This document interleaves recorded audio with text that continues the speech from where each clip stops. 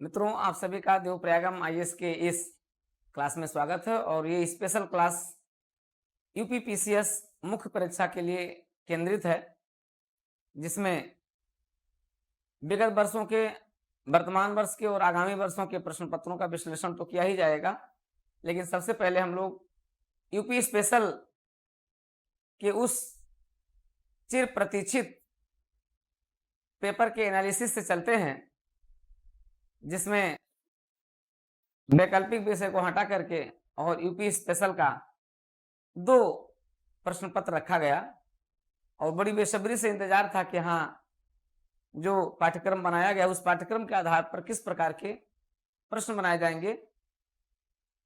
और मित्रों, सबसे बड़ी बात यह है कि पेपर बनाने वालों ने कितने बेहतरीन तरीके से पेपर को सजाया है, पेपर को संवारा है और बेहतरीन बनाने का प्रयास किया है। काबिले तारीफ है पेपर को बहुत बेहतरीन तरीके से डिजाइन किया गया है और निश्चित रूप से यह एक अच्छा प्रयास है।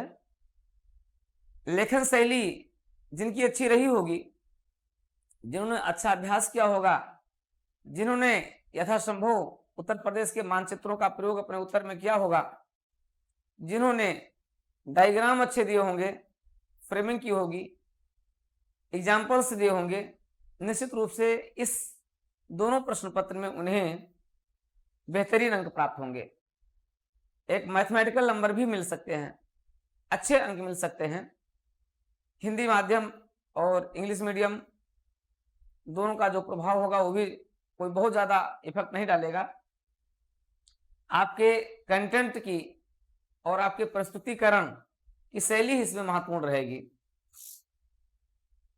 आते हैं उसी पर चर्चा करते हैं, देखते हैं किस प्रकार से पाठ्यक्रम के अधीन पूरे प्रश्न पत्र को सजाने और संवारने का काम किया गया है,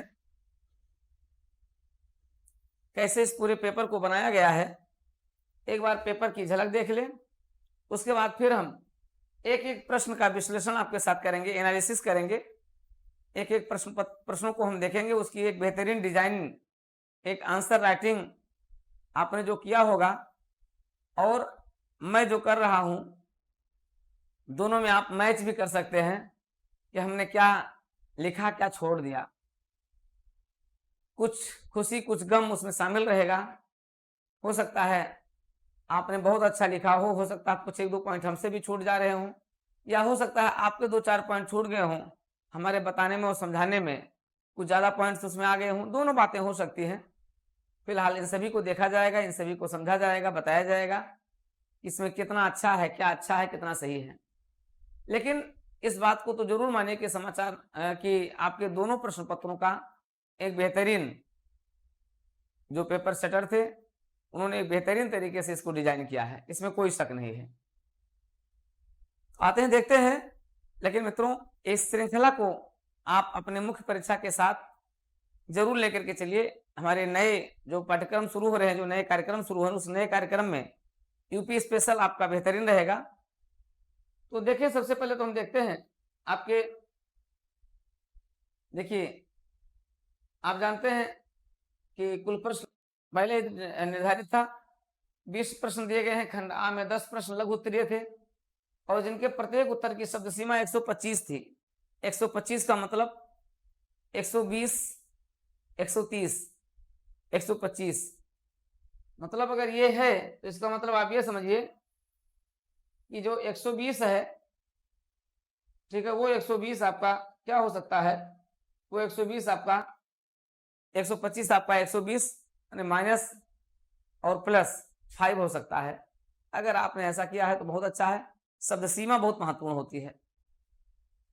जो खंडवा में 10 प्रश्न दिए गए हैं, वो उनके उत्तर निर्धारित है 200 शब्द, 200 शब्दों में देना है। ये भी 210 तक चलेगा, 190, 210, 195, 210 तक चलेगा ये। तो अगर इतना मापदंडों का आपने पालन किया तो निश्चित रूप से आपके उत्तर बेहतरीन है, बहुत ही अच्छे हैं। सभी प्रश्न अनिवार्य हैं, प्रत्येक प्रश्न के लिए नियत अंक उसके सामने दिए गए हैं। अगर आपने सारे प्रश्नों को अटेम्प्ट किया है तो निश्चित रूप से आप बहुत अच्छी स्थिति में हैं। उत्तर पुस्तिका में आपने कोई छेड़खानी नहीं की है तो और भी अच्छी स्थिति है। आपने अपने उत्तर लेखन में उत्तर प्रदेश के मानचित्र का अध्ययन किया है, मानचित्र का आपने प्रयोग किया है। उत्तर प्रदेश के जो मानचित्र हैं उसमें ऐतिहासिक अवलोकन के साथ, राजनीतिक अवलोकन के साथ, प्रशासनिक अवलोकन के साथ आपने दिखाया है।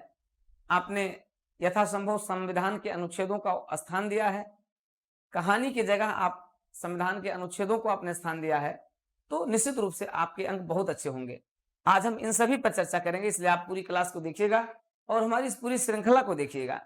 ये श्रृंखला आपको प्रत्येक दिन प्राप्त होती रहेगी, ये प्रत्येक रविवार को आपको प्राप्त होगी और इस पूरी श्रृंखला आपको क्रमशः नियमित क्लास के साथ भी आपको मिलनी शुरू हो जाएगी। तो आप हमारे इस कक्षा कार्यक्रम के साथ, इस स्पेशल मेंस एनालिसिस कोर्स के साथ जरूर जुड़िए और डीपीआईएस देवप्रयागम आईएएस डीपीआईएस यूट्यूब चैनल के साथ भी आप जुड़ करके और अपने आप को और अपने आंसर को, अपने आगामी आने वाले आंसर को इसके साथ जरूर कोरिलेट कीजिए।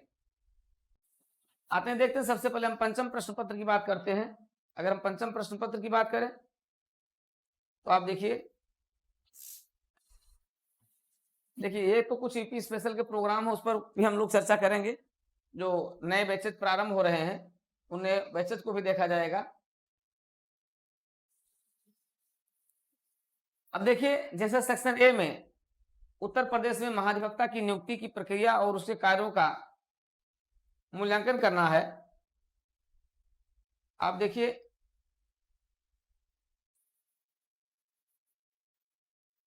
उत्तर प्रदेश में महाधिवक्ता की नियुक्ति की प्रक्रिया क्या है तथा उसके कार्यों का आलोचनात्मक परीक्षण कीजिए।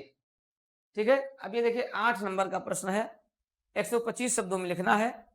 आपको क्या लिखना है, कितना लिखना है, क्या डायग्राम आप यहाँ पर देंगे, हम उसी की चर्चा करेंगे। लेकिन सबसे पहले हम सभी 20 प्रश्नों को एक बार देख ले, तब हम आकर के एक एक प्रश्नों का विश्लेषण करना शुरू करेंगे। अब जैसे उत्तर प्रदेश में महाधिवक्ता की नियुक्ति की प्रक्रिया, नियुक्ति की प्रक्रिया क्या है, उसके कार्य क्या है और कार्यों में कमियां क्या है, यानी आलोचना क्या है, और फिर उससे कुछ सुझाव दे दीजिए। 125 शब्दों में इतना आपको बताना है। तो गागर में आपको सागर भरना है, गागर में सागर भरने का आपको प्रयास करना है अपने एक बेहतरीन उत्तर लेखन शैली के साथ। दूसरा प्रश्न पूछा गया, उत्तर प्रदेश में क्षेत्रीय दलों की प्रकृति की विवेचना कीजिए। आप जानते हैं उत्तर प्रदेश में जो क्षेत्रीय दल हैं, राजनीतिक क्षेत्र में जिस प्रकार से क्षेत्रीय दलों की भरमार हो रही, क्षेत्रीय दल लगातार बढ़ रहे हैं, ढेर सारे क्षेत्रीय दल सत्ता में भागीदार हो रहे हैं, गठबंधन में भागीदार हैं। तो उत्तर प्रदेश में क्षेत्रीय दलों की प्रकृति कैसी है, इनकी प्रकृति का विश्लेषण आपको इसमें करना है। ठीक है, discuss the nature of regional parties in Uttar Pradesh, throw light on their importance in the politics of state. राज्य की राजनीति में इनका महत्व क्या है। तो राज्य की राजनीति में क्षेत्रीय दल ही होते हैं जो मुख्य भूमिका का निर्वाह कर रहे होते हैं, क्षेत्रीय मुद्दों को उठाते हैं और क्षेत्रीय विषय वस्तुओं को बेहतरीन तरीके से एक बेहतरीन प्लेटफॉर्म के माध्यम से सुनिश्चित करने का प्रयास करते हैं। इन सभी पर हम लोग चर्चा करेंगे और इनकी एक बेहतरीन स्क्रिप्ट आपको बताएंगे, एक बेहतरीन जो है फ्रेमिंग आपको बताएंगे। आपको कहाँ कहाँ क्या क्या पॉइंट आपको इसमें जोड़ना है, कहाँ कहाँ क्या क्या पॉइंट आपको शामिल करना है। तो अगर आप देखें तो पहला प्रश्न भी आपका किससे हो गया, राज्य व्यवस्था से हो गया। दूसरा प्रश्न ये भी आपके पॉलिटी से है, ये भी आपका पॉलिटी से है।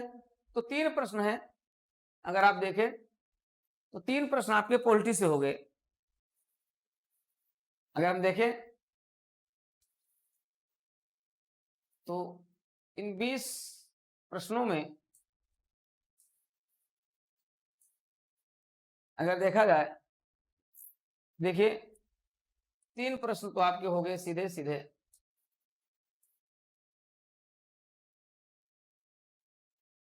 आपकी राज्य व्यवस्था से आ गए, यानी 8 से 24।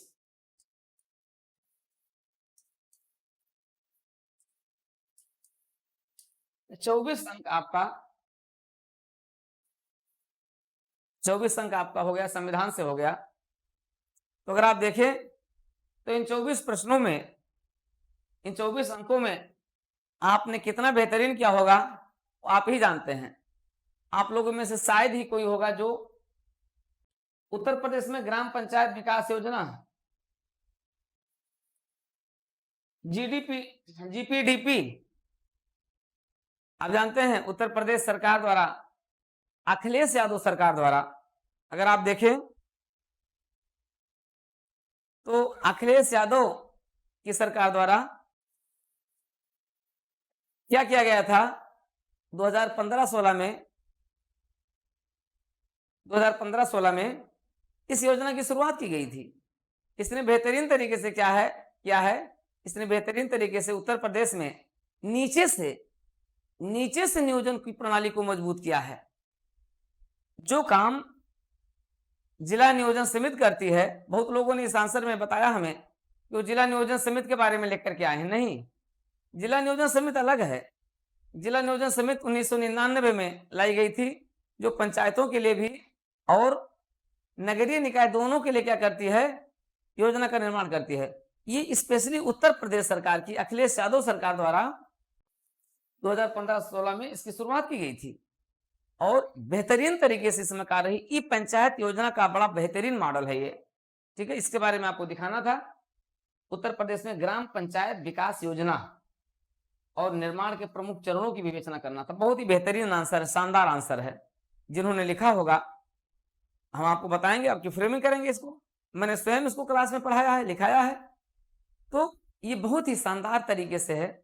अगर आप देखोगे तो इसमें आपको 8 अंक का है। अगर आप बढ़िया लेकर के आएंगे तो आपको 5 से 6 नंबर जरूर मिल सकते हैं। तो अगर आपने अच्छी मार्किंग की होगी, लेकिन बहुत कम ही लोग हैं जो उन्होंने इस आंसर को लिखा होगा, ठीक है, और बहुत अच्छा लिखा होगा, क्योंकि कई लोगों का जो रिव्यू मिला है, कई बच्चों ने क्या क्या गलतियां करके इसमें जिला नियोजन समिति के बारे में लिख करके चले आए हैं, ठीक है। तो बहुत अच्छा आंसर नहीं रहा, फिलहाल सचेत रहना है।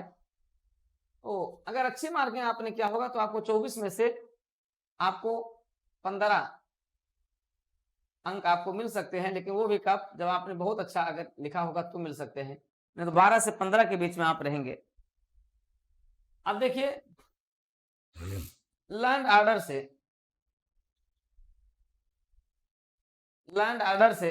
एक प्रश्न आपका है। अगर आप देखें तो लैंड ऑर्डर से आपका प्रश्न है,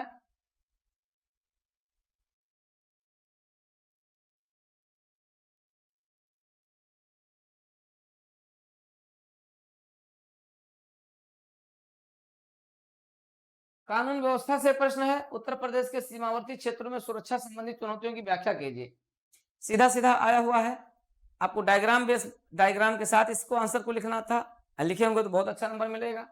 उत्तर प्रदेश का जो सीमावर्ती क्षेत्र है, सीमावर्ती क्षेत्र आपको दोनों तरीके से बताना है। नेपाल के साथ सीमावर्ती क्षेत्र हमारे जो हैं, ठीक है, और अन्य राज्यों के साथ भी हमारे जो राज्यों के साथ सीमाएं हैं वहां पर भी कुछ चुनौतियां हैं, और नेपाल के साथ जो हमारी सीमाएं हैं वहां पर चुनौतियां हैं, ठीक है। इन दोनों के साथ हमें इसको दिखाना होगा।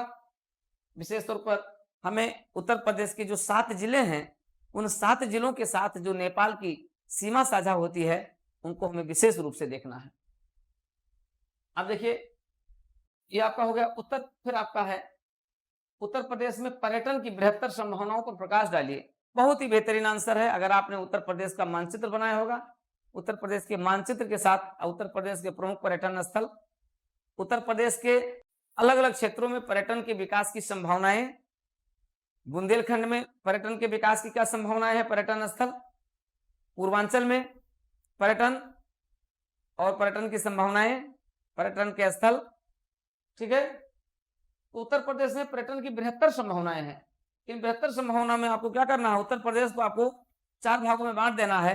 पहले आप उत्तर प्रदेश का मानचित्र बनाइए और उसको 4 भागों में बांट दीजिए। बुंदेलखंड में पर्यटन की संभावनाएं, पूर्वांचल में बुंदेलखंड की वर्तमान स्थिति और पर्यटन की भावी संभावनाएं, ठीक है। अवध क्षेत्र आपका है, पर्यटन की जो व्यापक संभावना है, ठीक है। हमने हम लोगों ने आंसर राइटिंग में भी इस चीज को बताया है। अयोध्या क्या है, अयोध्या और वाराणसी बड़ी तेजी से पर्यटन की एक बृहद संभावना के साथ उभार ले रहे हैं। हम अयोध्या का विकास धर्म के आधार पर ना देखें। यदि हम अयोध्या का विकास केवल पर्यटन को अगर हम ले लें, धर्म और सांस्कृतिक महत्व को अलग रखते हुए केवल हम पर्यटन के आधार पर अयोध्या के विकास को देखें, तो एक बड़ी संभावनाओं से वो युक्त है। उत्तर प्रदेश के धार्मिक पर्यटन स्थलों में वाराणसी और अयोध्या का जो भावी जो संभावना है पर्यटन की, बड़ी ही बृहत है। इनको आपको उभारना होगा, उभार करके आपको अपने आंसर राइटिंग में दिखाना होगा। इसी प्रकार से आप तराई क्षेत्र के पर्यटन की संभावनाएं जो है, उसके बाद फिर आप पश्चिमी उत्तर प्रदेश और मध्य उत्तर प्रदेश, इस तरीके से आप उत्तर प्रदेश को अलग अलग रीजन में बांट करके और पर्यटन की व्यापक संभावनाओं को आप बेहतरीन आंसर किए होंगे। नहीं किए होंगे तो थोड़ा सा अच्छा किया जा सकता था। चलिए, आगरा के स्मारकों, अब आपका यहाँ पर उत्तर प्रदेश की कला से संबंधित प्रश्न हो गया, या आपका कला हो गया, या आपका पर्यटन हो गया, या आपका कला हो गया। इतिहास, उत्तर प्रदेश में हड़प्पा सभ्यता से संबंधित पुरास्थलों की पहचान कीजिए। जैसे ही आपको उत्तर प्रदेश का इतिहास बता देना है, उत्तर प्रदेश का मानचित्र बना देना है और हड़प्पा कालीन पुरास्थलों को आपको उस मानचित्र में क्या कर देना है, शो कर देना है। शो करने के साथ फिर आपको लिखते रहना, क्या बेहतरीन आंसर होगा, जबरदस्त आंसर। मतलब अगर आप ऐसा लिख करके आए होंगे तो एग्जामिनर को इसका मूल्यांकन करते समय एक बेहतरीन मूल्यांकन होगा। तो मानचित्रण के साथ आप देखिए, ये आपका कला से हो गया, आर्ट से हो गया। उत्तर प्रदेश में हड़प्पा सभ्यता आपका हिस्ट्री से हो गया। ये आपका मॉडर्न इंडिया हिस्ट्री से हो गया। उत्तर प्रदेश में डाटा सेंटर नीट 2021 बहुत अच्छा है। उत्तर प्रदेश में डाटा सेंटर नीट, आप देखिए ई शासन उत्तर प्रदेश में, ई गवर्नेंस यहां से हो गया। उत्तर प्राथमिक और उच्च प्राथमिक विद्यालयों में उत्तर प्रदेश में शिक्षा, एक प्रश्न आना ही था। उत्तर प्रदेश में शिक्षा, देखिए शिक्षा को ले लिया, पर्यटन को ले लिया, इतिहास और कला से ले लिया। एक क्वेश्चन कला से हो गया, 2 प्रश्न इतिहास से हो गया, 16 नंबर का हो गया। ठीक है, लैंड ऑर्डर का हो गया। तो अगर आप देखें तो लैंड ऑर्डर को अगर यहां मिला दें तो 4 प्रश्न आपका हो जाता है। कहां से? 4 प्रश्न आपका पॉलिटी लैंड ऑर्डर से हो जाता है। तो सेक्शन बी है राज्य व्यवस्था शासन, वहां से अगर आप देखते हैं तो 8 चौक 32 प्रश्न हो जाते हैं, 32 अंक हो जाते हैं, वहां से हो जाते हैं। ठीक है, तो एक बड़ा भाग आपका वहां से कवर हो रहा है। अब प्राथमिक एवं उच्च प्राथमिक विद्यालयों को आदर्श विद्यालयों में बदलने के प्रयासों में ऑपरेशन कायाकल्प बड़ा चर्चा में रहा है। ऑपरेशन देख कितना बेहतरीन, पेपर सेटर को जाइए, पेपर सेटर ने क्या कर दिया है, आपको विवश कर दिया है अच्छी राइटिंग करने के लिए। उत्तर प्राथमिक और उच्च प्राथमिक विद्यालयों को आदर्श विद्यालयों में बदलने के लिए प्रयासों में ऑपरेशन कायाकल्प पर आपको फोकस करना है। मतलब 125 अंक अगर आपको लिखने, 125 शब्द अगर आपको लिखने हैं, तो आपको इस पूरे शब्द का केंद्रबिंदु कहाँ रखना है, ऑपरेशन कायाकल्प रखना है। अगर आप दुनिया भर की कहानी लिखे होंगे तो अच्छा नहीं है, ऑपरेशन कायाकल्प पर। और ऑपरेशन कायाकल्प आप बहुत थोड़ा सा पढ़े हुए होते हैं, लेकिन इसके बारे में कम से कम 125 शब्दों में अब आपको अपने राइटिंग स्किल को थोड़ा सा बदलना होगा। ऑपरेशन कायाकल्प का शिक्षा के उत्तर प्रदेश के प्राथमिक शिक्षा और माध्यमिक शिक्षा में योगदान कितना रहा है, ये हम लोग अपने आंसर राइटिंग में भी किए हैं। तो यहां से आपका बेहतरीन आंसर हो सकता था ऑपरेशन कायाकल्प में, और आंसरिंग बहुत अच्छा हुआ भी होगा। तो ये तो हो गए 10। अब इनका हम क्या करेंगे, एक एक प्रश्न का बेहतरीन स्क्रिप्ट आपको हम देंगे, एक पूरी फ्रेमिंग देंगे, और क्या शामिल किया जाना चाहिए, कितना शामिल किया जाना चाहिए, उनके साथ आपको हम देंगे इसी बोर्ड पर। सब आपको ऑनलाइन देंगे, ये सारी चीजें आपको ऑनलाइन इसी बोर्ड पर आपको मिलेगी, बेहतरीन तरीके से मिलेगी। बस आपको डीपीआईएस के साथ जुड़े रहना है, डीपीआईएस यूट्यूब चैनल के साथ जुड़े रहना है, और एक बेहतरीन स्क्रिप्ट आपको मुख्य परीक्षा के लिए प्राप्त करते रहना है। आते हैं अगले खंडवा की अगर हम बात करें, सेक्शन बी की बात करते हैं, तो उत्तर प्रदेश में भूमि सुधारों के विभिन्न चरणों का विवेचना कीजिए। भूमि सुधारों में भूमिहीन कृषि मजदूर कैसे लाभान्वित हुए हैं, आप देखते हैं, इस पर बहुत बेहतरीन आंसर होगा। 2 भागों में देखिए, यहाँ पर 12 नंबर का है, 6 नंबर का आपका इधर हो गया, 6 नंबर आपका इधर हो गया। उत्तर प्रदेश में भूमि सुधारों के विभिन्न चरण 1951 में उत्तर प्रदेश में लाए गए भूमि सुधार अर्थात जमींदारी उन्मूलन अधिनियम से लेकर के काश्तकारी प्रबंधन अधिनियम तक आपको दिखाना है। और हाल ही में अभी जो राजस्व अभिलेखों में परिवर्तन किया गया है वहां तक आपको इसको संदर्भित कर देना है। अगर आप उतना दिखा देंगे तो बेहतरीन हो जाएगा। अर्थात 1950-51 से लेकर के और 2021-22 तक भूमि सुधारों का प्रयास निरंतर जारी है। अभी हाल ही में जो परिवर्तन किया गया है जिसमें SC/ST के जमीनों से संबंधित के भूमि से संबंधित दस्तावेजों में एक महत्वपूर्ण निर्णय लिया गया है और पूर्व के निर्णयों में परिवर्तन किया गया है। ठीक है, तो वो भी इसी में शामिल है। एक नया है, भूमि सुधारों से भूमिहीन कृषि मजदूर किस प्रकार से लाभान्वित हुए हैं। आपको कम से कम 6, 7, 8 पॉइंट में इसको भी शो करना है। इसको हम आएंगे, हम पॉइंट वाइज इसके साथ चर्चा करेंगे। उत्तर प्रदेश के प्रशासन में मुख्य सचिव की भूमिका, बेहतरीन आंसर आपका है। अब देखिए, आपने देखा था कि राज्य व्यवस्था से कितने प्रश्न हो गए।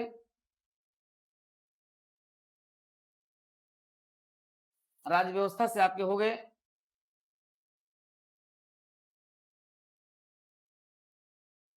खंड आ में आपके हो गए 3+1।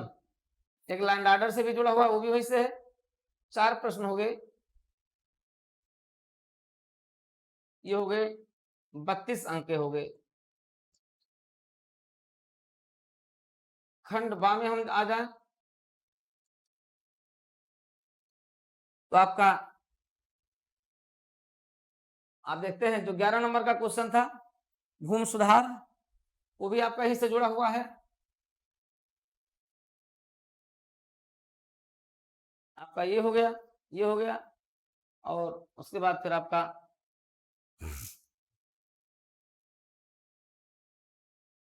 Land order. तो 1, 2, 3 नहीं सर, ये नहीं है आपका, ये नहीं आएगा इसमें। 3 और 1 4। खंडवा में भी यहां से 4 प्रश्न हैं।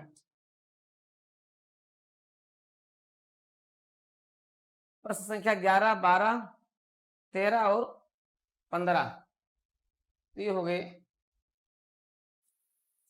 12 गुणे 4 बराबर 48, 48 अंक। तो 48 + 32 80 अंक आपके हो गए। 80 अंक आपके केवल हो गए किससे? राज्य व्यवस्था, शासन, प्रशासन एवं लैंड ऑर्डर से हो गए।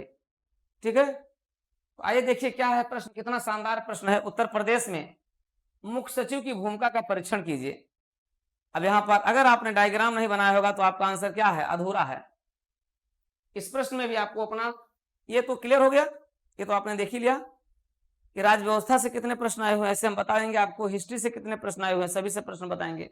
राज्य व्यवस्था से ये प्रश्न पूछे गए हैं। ठीक है, तो 80 अंक का 200 में से 80 अंक यानी लगभग आप देखेंगे 8 3 24 लगभग 2.5 का अगर अनुपात देखें तो ये है, मतलब आपका लगभग 40 से 45% का जो रेशियो है वो आपका पॉलिटिक कवर कर रहा है, आपका राज्य व्यवस्था कवर कर रहा है। तो काफी कुछ आपका कवर कर रहा है। एक एक अंक आपके लिए क्या है? बड़े महत्वपूर्ण है। तो अब आते हैं, देखते हैं मित्रों अगले उस पर देखते हैं कितना शानदार प्रश्न पूछा गया है कि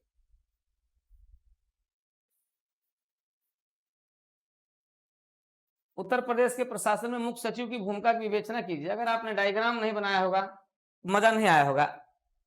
ये उत्तर प्रदेश सचिवालय है,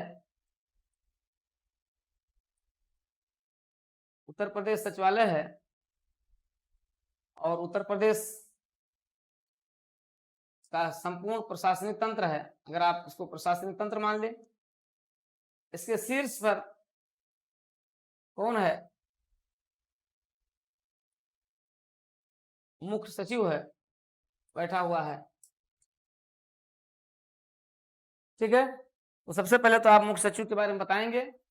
उसके बाद फिर इसको विश्लेषित करेंगे, इसको शानदार तरीके से आपको बताएंगे मुख्य सचिव की परंपरागत भूमिका क्या है और 21वीं शताब्दी में मुख्य सचिव की भूमिका क्या है। अगर आपने ये आंसर लिखा होगा तो आपको 12 में से 8 नंबर मिलेंगे। 21वीं शताब्दी में मुख्य सचिव की भूमिका क्या है, गुड गवर्नेंस के संबंध में, ई गवर्नेंस के संबंध में, ठीक है, आर्थिक उदारीकरण एलपीजी प्रक्रिया के संबंध में, निवेश को आमंत्रित करने के संबंध में, उत्तर प्रदेश में निवेशकों को ये जो सेरेमनी मनाई जा रही है उनको वास्तविक धरातल पर लाया जा रहा है, सतत समावेशी विकास के संदर्भ में, आपदा प्रबंधक के रूप में क्या भूमिका है मुख्य सचिव की, प्रशासनिक सुधारों के प्रस्तावक के रूप में मुख्य सचिव क्या भूमिका। अगर ये सारे पॉइंट अगर आपने दिया होगा तो आपका आंसर बेस्ट होगा, अन्यथा आपका आंसर मीडियम दर्जे का होगा। जो कोई लड़का दूसरे तरीके का आंसर दिया होगा उसका आंसर अपने आप में क्या होगा, बेस्ट होगा। जिसने डायग्राम के साथ आंसर दिया होगा तो उसका आंसर और भी अच्छा होगा। थोड़ा सा दिखा दिया होगा मुख्य सचिव के नीचे क्या होते हैं, एसीएस होते हैं, अपर मुख्य सचिव होते हैं, ठीक है। उसके बाद फिर आप जानते हैं अगर ये नहीं होते हैं तो फिर आपके प्रमुख सचिव होते हैं, सचिवालय में प्रमुख सचिव होते हैं। उसके बाद फिर आपके संयुक्त सचिव होते हैं, फिर आपके संयुक्त सचिव होते हैं। एक डायग्राम आपको जरूर दिखा देना था। संयुक्त सचिव होते हैं, उसके बाद फिर आपके उप सचिव होते हैं, उसके बाद फिर आपके अवर सचिव होते हैं, अवर सचिव होते हैं, और फिर आपके सेक्शन ऑफिसर होते हैं, और फिर आपके आरओ होते हैं, फिर आपके एआरओ होते हैं।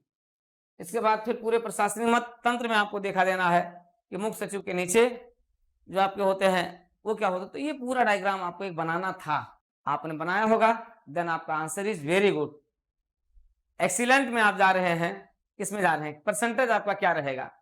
मे बी ये आंसर राइटिंग आपके लिए बहुत ही महत्वपूर्ण है, और इसमें मेरी क्लास की जो आंसर राइटिंग है, आपको कंटेंट है, एक रिचेस्ट कंटेंट, एक एक्सीलेंट कंटेंट आपको हमारी क्लास के मिलेंगे। वैसे जानते हैं मित्रों, इस समय तो एक बड़ा है, हालांकि हम उसको कोई आलोचना नहीं कर रहे हैं, उसको हम सकारात्मक ले रहे हैं। बड़ी तेजी से प्रचारित किया जा रहा है कि ये प्रश्न मेरे नोट से हूबहू आ गए हैं। ठीक है, बताना ठीक है, हम उसकी आलोचना नहीं कर रहे हैं भाई, हमें भी बताना होता, सब लोग बताना होता है, तो ठीक है, अच्छी बात है ये। लेकिन हूबहू आ गए हैं वो महत्वपूर्ण नहीं, महत्वपूर्ण है कि आपने कंटेंट क्या दिया है, आपने कंटेंट में क्या चीजें महत्वपूर्ण की हैं। चलिए ठीक है, बहुत अच्छा। उत्तर प्रदेश सरकार की ई डिस्ट्रिक्ट योजना पर आपको प्रकाश डालना है। क्या यह उत्तर प्रदेश ई गवर्नेंस में एक अच्छी पहल है, परीक्षण कीजिए, बहुत अच्छी पहल है। आप जानते हैं कि ई डिस्ट्रिक्ट योजना ने उत्तर प्रदेश का कायाकल्प कर दिया है। जिला से लेकर के और पंचायतों तक सारे स्तर पर ई डिस्ट्रिक्ट योजना ने उत्तर प्रदेश सरकार को एक स्मार्ट सरकार के रूप में बदल दिया है, एक जो है इफेक्टिव गवर्नमेंट के रूप में बदल दिया है। और आज सरकार किस प्रकार से अपने कार्यक्रमों के संचालन करने में गुड गवर्नेंस को ला रही है।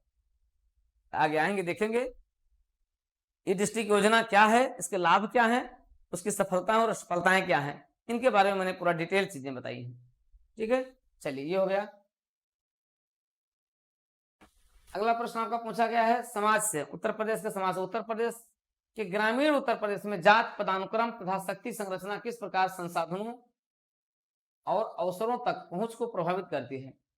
जात पदानुक्रम यानी जो आपकी प्रभु जातियां हैं और प्रभु जातियों से नीचे के जो जातियों का क्रम है, उन्होंने किस प्रकार से शक्ति संरचना को किस प्रकार से प्रभावित किया है और संसाधनों और अवसरों तक पहुंच को किस प्रकार प्रभावित किया है।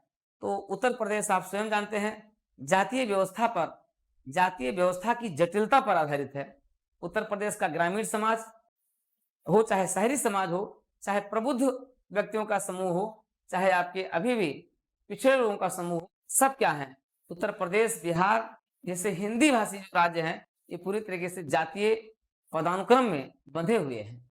जातीय संरचना में प्रभु जातियां और जो लघु जातियां हैं, इन जातियों के मध्य किस प्रकार से शक्ति संरचना उत्तर प्रदेश के मौजूद मानव संसाधन के विकास में इनकी पहुंच को कैसे विकसित की है। ठीक है, कौशल विकास में किस प्रकार से विकसित किए है, आर्थिक संसाधनों के दोहन में, आर्थिक संसाधनों के विकास में किस प्रकार से इसने उनको प्रभावित किया है। साथ ही साथ अवसर, आज शिक्षा के क्षेत्र में व्यापक अवसर हैं, आज कैरियर निर्माण के क्षेत्र में व्यापक अवसर हैं, राजनीतिक क्षेत्र में व्यापक अवसर हैं। तो विभिन्न क्षेत्रों में नए नए अवसर जो सृजित हो रहे हैं, उन अवसरों को इन जातीय संरचनाएं किस प्रकार से प्रभावित किया है, इसको आपको शानदार तरीके से डायग्राम जरूर बनाना है। यहाँ पर उत्तर प्रदेश की जातिगत व्यवस्था का आपको डायग्राम बनाना है और उस डायग्राम में आपको डायग्राम के अनुसार आपको शो कराना है, विथ डायग्राम आपको इस आंसर को देना होगा। बहुत बढ़िया बेहतरीन प्रश्न है। क्या प्रश्न बनाया गया है, मतलब जो प्रश्न बनाने वाला है, प्रश्न पत्र का निर्धारण इसने किया है, पूरे सूझबूझ के साथ, पूरी टीम के साथ बैठ करके अच्छा वर्क करके पेपर बनाया गया है लोक सेवा आयोग को। उसके लिए थैंक यू, धन्यवाद। संगठित अपराध को रोकने के लिए उत्तर प्रदेश पुलिस का एसटीएफ की भूमिका बहुत ही बड़ी भूमिका है। संगठित अपराध को रोकने में, वो अपराध चाहे आर्थिक अपराध हो, वो चाहे राजनीतिक हो, चाहे श्वेत अपराध हो, जितने भी तरीके से, चाहे आपके भूमाफिया हो, इन सभी को टास्क एसटीएफ ने क्या किया है, इनके गठबंधन को कमजोर कर दिया है और उनकी धरपकड़ की जा रही है, उनके ऊपर आरोप लगाए जा रहे हैं और एसटीएफ ने इनके प्रभाव को प्रभावहीन कर दिया है। बहुत ही बेहतरीन आंसर है। एक किसान नेता के रूप में बाबा रामचंद्र, इतिहास का प्रश्न है आपका, हिस्ट्री का है, बहुत ही बेहतरीन है, बहुत ही महत्वपूर्ण है। 1857 के स्वतंत्रता समर में उत्तर प्रदेश के योद्धाओं के योगदान पर चर्चा कीजिए। 1857 की क्रांति में कौन कौन से योद्धा रहे हैं। अब आपको उत्तर प्रदेश का मानचित्र यहां पर भी बनाना होगा। उत्तर प्रदेश के मानचित्र में आपको शो करना होगा कि उत्तर प्रदेश के प्रमुख स्थल कौन कौन से थे।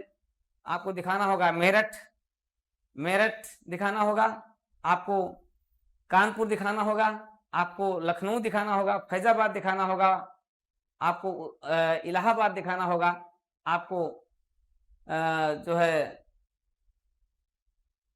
बनारस भी नहीं, बनारस कह सकते हैं, लेकिन इतने स्थलों को दिखाना होगा और इनके सभी योद्धाओं को। झांसी आपको दिखाना होगा। अब झांसी की रानी लक्ष्मीबाई का क्या योगदान है, तात्या टोपे का क्या योगदान है, नाना साहब का क्या योगदान है, बिजरिस कादिर और बेगम हजरत महल का क्या योगदान है, मोहम्मद मौलवी साहब का क्या योगदान है, ठीक है, मंगल पांडे का क्या योगदान है। ये सभी नेताओं को आपको स्थान के साथ, जैसे लखनऊ का क्या योगदान है, ये भी प्रश्न हो सकता है। इन सारे प्रश्नों को आप इस रूप में दिखाना होगा। बहुत ही बेहतरीन, शानदार पूछा गया है, ठीक है। अगर आपने उस तरीके से लिखा होगा तो निश्चित रूप से आपको अच्छे नंबर मिलेंगे। डायग्राम आपने दिया उत्तर प्रदेश के मानचित्र के साथ अगर आपने आंसर लिखा होगा, देन वेरी गुड आंसर। नहीं तो अब अगले साल के लिए आपको प्रयास करना होगा और इसके लिए देवप्रयागम के साथ आपको जुड़ करके एक बेहतरीन आंसर राइटिंग, एक बेहतरीन स्क्रिप्ट के साथ आपको आंसर राइटिंग करना होगा। मित्रों, बौद्ध धर्म के प्रचार प्रसार में उत्तर प्रदेश का महत्वपूर्ण स्थान है। व्याख्या कीजिए। बौद्ध धर्म, बौद्ध काल में उत्तर प्रदेश और बौद्धकालीन उत्तर प्रदेश के प्रमुख स्थल कौन कौन से रहे हैं और उत्तर प्रदेश में बौद्ध धर्म के का क्या योगदान रहा है, उन सभी को आपको यहाँ से दिखाना होगा। तो हिस्ट्री के लिए इतिहास अगर आप देखें तो इतिहास में 1 2 3 इधर हो गए, 3 उधर प्रश्न थे, 6 प्रश्न आपके इतिहास से हो गए, उधर 2 प्रश्न थे, तो आपके 5 प्रश्न हो गए। तो 12 3 36 अंक आपका यहाँ का हो गया और वहां का आपका हो गया 8 दूनी 16, तो 36 10 46 और 6 52 अंक का आपका इतिहास का प्रश्न है। अब देखिए, उत्तर प्रदेश में स्थापित प्रथम आयुष विश्वविद्यालय के स्वरूप। आप जानते हैं उत्तर प्रदेश का प्रथम आयुष विश्वविद्यालय गोरखनाथ जी के स्थल पर गोरखपुर में स्थापित किया जा रहा है। तो स्थापित प्रथम आयुष विश्वविद्यालय के स्वरूप, उसका स्वरूप क्या है, उसका उद्देश्य क्या है, इसकी आपको विवेचना का शानदार उत्तर है। और इस उत्तर को भी लिखने में पसीने छूटे होंगे। कहना देखना तो बड़ा सरल है, लेकिन आयुष विश्वविद्यालय आपने पढ़ लिया। आयुष विश्वविद्यालय के उद्देश्य क्या हैं, इसमें क्या क्या चीजें शामिल होती हैं, आयुष में क्या क्या है, उन सभी को आपको दिखाना होगा। और गोरखपुर को ही क्यों चुना गया, पूर्वांचल को ही क्यों चुना गया, क्या कारण रहे हैं, इसके उद्देश्य क्या रहे हैं, इनको सबको आपको दिखाना पड़ेगा। और किस प्रकार से इस विश्वविद्यालय से जो आपके आयुर्वेदिक विद्यालय होंगे उनको कैसे संबद्ध किया जाएगा, इनका सबको आपको एक बेहतरीन तरीके से आपको दिखाना होगा। उत्तर प्रदेश की स्वास्थ्य नीति, ये प्रश्न थोड़ा सा पुराना कर दिया लेकिन फिर भी ठीक ही है, अच्छा प्रश्न है। उत्तर प्रदेश की स्वास्थ्य नीति 2018 के संदर्भ में चिकित्सा और स्वास्थ्य सेवाओं के क्षेत्र में राज्य सरकार के प्रयासों की पहलों और नीति निर्देशों का प्रश्न, बेहतरीन प्रश्न पूछा गया है मित्रों। तो पेपर सेटर की जितनी तारीफ की जाए अच्छी है। आपको प्रश्न देखने में बहुत सरल रखे होंगे, दूसरे जो लिखे नहीं है उनको भी बहुत सरल लिखे लगे होंगे। जिन्होंने लिख दिया है उनको तो कुछ कहना ही नहीं है, जिन्होंने लिख दिया है उनसे पूछे और उन्होंने क्या क्या लिखा है, क्या क्या पूछा जा रहा है, बहुत बड़ा अंतर है। अगर आप अभ्यास करते हुए एक एक प्रश्न का मूल्यांकन करेंगे, एक एक उत्तर का मूल्यांकन करेंगे, और इस मूल्यांकन में हम जो आंसर राइटिंग, जो स्क्रिप्ट आपको देंगे, आप उस स्क्रिप्ट के साथ आप इसकी तुलना करते चलिएगा, आपको पता चल जाएगा कि आपने कितने अंक का किया है। और देखिएगा यही इतना ही आप अगर अपना मूल्यांकन कर लेंगे तो लगभग इसी के आसपास आपको अंक भी प्राप्त होंगे। तो मित्रों आज मैंने आपको एनालिसिस किया और हम एक एक प्रश्नों का उत्तर आपके साथ देंगे, एक एक प्रश्नों को आपको स्क्रिप्ट देंगे। तो आप जुड़े रहिए DPIS के साथ, देवप्रयागम के साथ। और हम प्रश्न पत्र 6 पर भी चर्चा करेंगे, लेकिन बता दें आपको एक हमारा जो स्पेशल प्रोग्राम शुरू हो रहा है, ठीक है। इस प्रोग्राम में हमारा जो हम यूपी स्पेशल जो शुरू कर रहे हैं उसमें हम प्री मेंस और इंटरव्यू तीनों को लेकर के चलेंगे। यानी यूपी स्पेशल का प्रीलिम्स, मेंस और इंटरव्यू तीनों जो टॉपिक शुरू किया जाएगा उसका प्री मेंस इंटरव्यू तीनों का प्रोग्राम रहेगा, मतलब तीनों के आधार पर रहेगा। विगत वर्षों के और आगामी वर्षों के संभावित प्रश्नों का एक आदर्श उत्तर लेखन होगा। समस्त टॉपिक करंट उत्तर लेखन के साथ संबद्ध होंगे। प्रारंभिक परीक्षा के वस्तुनिष्ठ प्रश्नों का एक बृहद अभ्यास होगा। यूपी स्पेशल मेंस 2023 में जो प्रश्न पूछे गए हैं दावे हैं, सभी के हैं, और हमारे तो नोट्स भी हैं, सीधे सीधे आप देख रहे हैं, ये देखिए बच्चों को जो पढ़ाया गया है।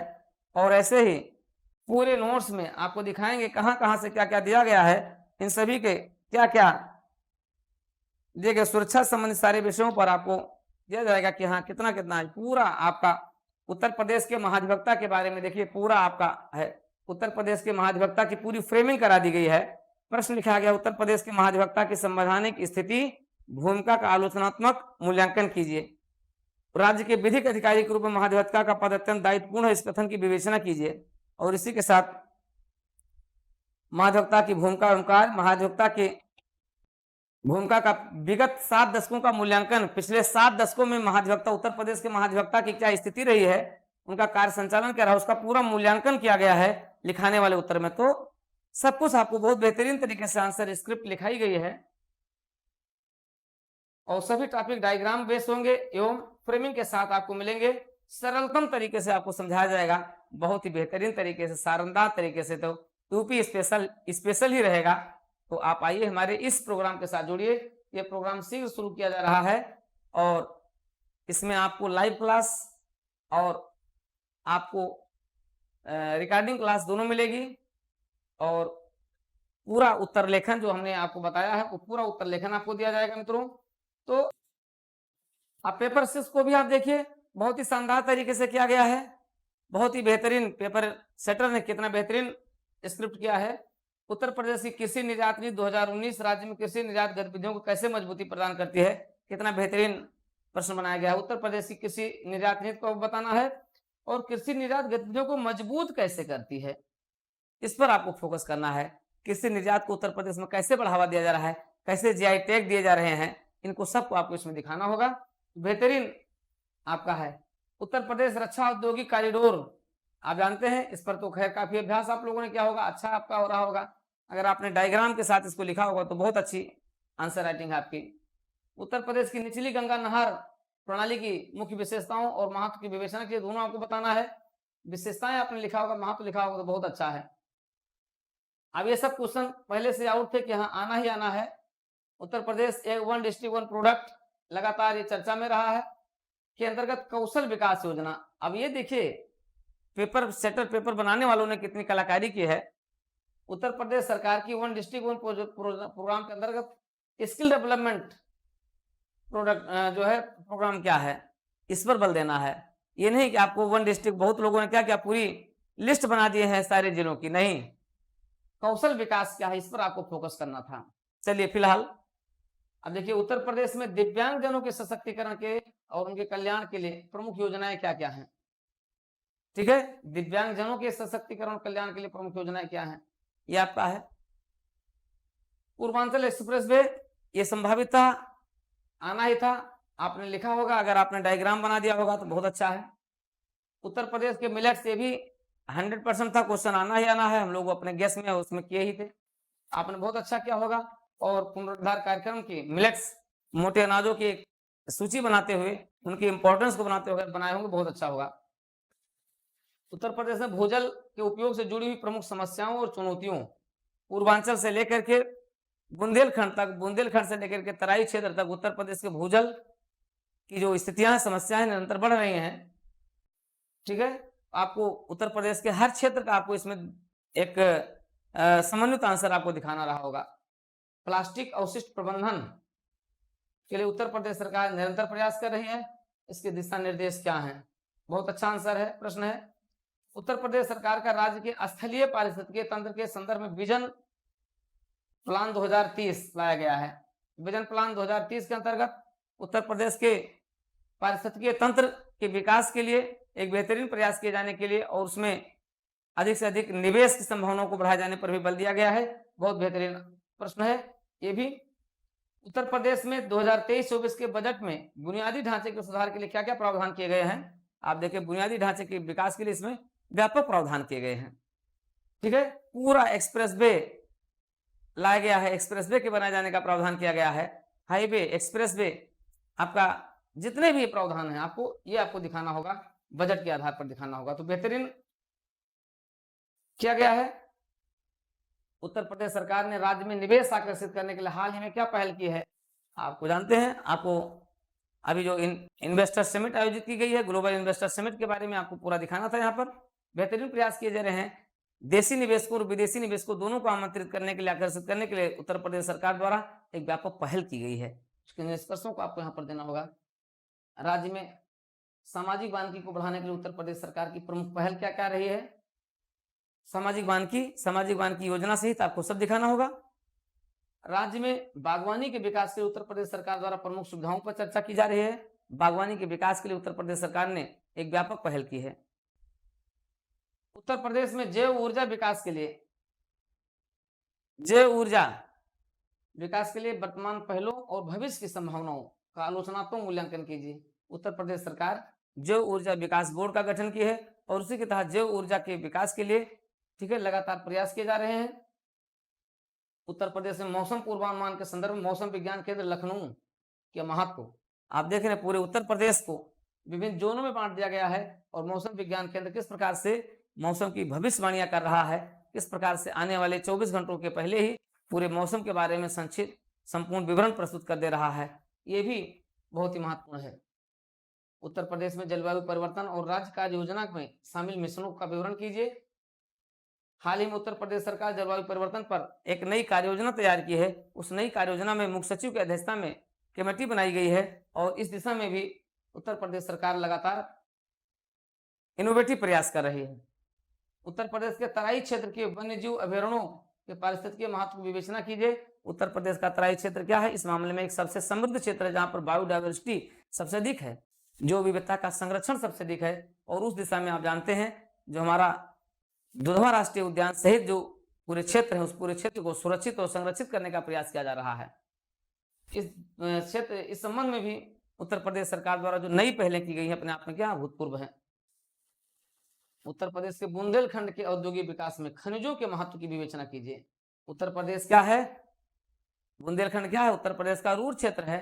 एक ऐसा रूर क्षेत्र है जहां पर खनिज भंडार सबसे समृद्धतम स्थिति में है और यूरेनियम से लेकर हीरा, सोना और सभी प्रमुख जो खनिज है उत्तर प्रदेश के बुंदेलखंड में पाए जाते हैं, जो बुंदेलखंड के औद्योगिक क्षेत्र का कायाकल्प कर देने वाले हैं। आपको मानचित्र बनाने के साथ ही इसको आपको संदर्भित करना है। उत्तर प्रदेश में विज्ञान एवं प्रौद्योगिकी परिषद के नवाचार प्रोत्साहन कार्यक्रमों के प्रमुख उद्देश्य एवं लक्ष्य क्या बनाया गया। प्रश्न बेहतरीन शानदार प्रश्नों का जो है संकलन किया गया है, निश्चित रूप से उत्तर प्रदेश लोक सेवा आयोग द्वारा इस दिशा में जो प्रयास किए गए हैं, वैकल्पिक विषयों को हटा करके उत्तर प्रदेश स्पेशल का जो पाठ्यक्रम लाया गया है, अपने आप में एक बहुत ही महत्वपूर्ण है, अभूतपूर्व है। और इसमें पेपर का जो स्तर बनाया गया है, प्रश्नों का जो स्वरूप बनाया गया है, निश्चित रूप से वो नवाचार उन्मुखी है, इनोवेटिव है। आप सभी पेपर सेटर के प्रयासों की हम सराहना करते हैं और आपको थैंक यू करते हैं, धन्यवाद देते हैं। आपने एक नई पहल की है प्रश्नों के निर्माण करने में, और अब ये छात्रों पर जाता है और हम लोगों पर जाता है कि हम लोग कितना बेहतरीन तरीके से इसकी तैयारी करवाएं और हमारे छात्र कितना बेहतरीन तरीके से आंसर राइटिंग करके वहां पर आए। तो अब दोनों तरफ से प्रयास होना है। अब इस प्रयास में जो आगे निकल जाएगा, भविष्य उसी का होगा, विजेता वही होगा। कि आप भी हो सकते हैं। अगर आपने कोई गलती की है तो आप अगले समय के लिए आप तैयार हो जाइए। अगर आपको मेंस देने का अवसर नहीं मिला है, आगे आने वाले समय के लिए आप तैयार हो जाइए और आइए हमारे साथ, हमारे इस इनोवेटिव प्रोग्राम के साथ जुड़िए, जिसमें हम आपके इस पूरे आंसर राइटिंग को सुधारने संवारने का प्रयास करेंगे। बहुत बहुत शुभकामनाएं। आप आइए और इस प्रयास के साथ हमसे जुड़िए और देव प्रयागम IAS ऐप डाउनलोड कीजिए। यह ऐप, इस ऐप पर आपको हमारी सारी क्लासेस मिलेंगी और सारे हमारे इनोवेटिव प्रोग्राम्स मिलेंगे। साथ ही साथ DPIS यूट्यूब चैनल पर भी हमारे सारे प्रोग्राम आपको मिलेंगे। तो आप DPIS यूट्यूब चैनल के साथ भी जुड़ें, आइए इसको ज्वाइन, इसको सब्सक्राइब करें, लाइक करें और ज्वाइन करें। देव प्रयागम कम्युनिटी के साथ आप जरूर जुड़ें।